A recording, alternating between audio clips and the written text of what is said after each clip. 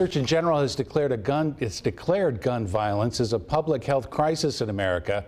He says the declaration opens the door for new solutions to the growing and deadly problem. Gun violence is a public health crisis in our country that requires a public health solution. There are solutions here. We don't have to live like this. And I lay out a series of strategies in this advisory that can help us reduce the profound toll of gun violence.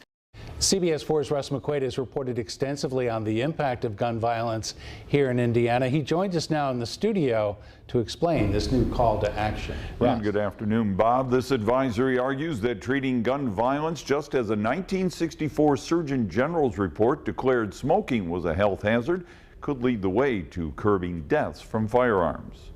The good news is, in Indianapolis, IMPD is reporting that gun homicides and non-fatal shootings have dropped by more than 10% in the last year. The bad news is, nationally, the number of gun-related suicides through the year 2022 were way up.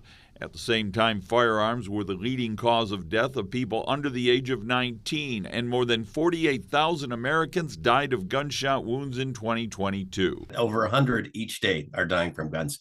That's a fact. The Surgeon General's report relies on statistics and science to identify the danger gun violence presents to American society and families. It's what we do in public health, right? It's time for a public health approach to this problem. We need to study this more.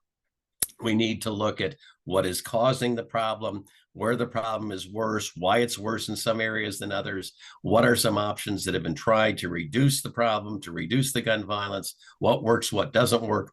And it's saying we need to have money allocated for that kind of research. And then evaluating them to make sure we're on the right track and not getting bogged down in politics. In late April, Marion County Public Health Director Dr. Virginia Kane announced she was dedicating $2 million in her next year's budget to fight youth gun violence.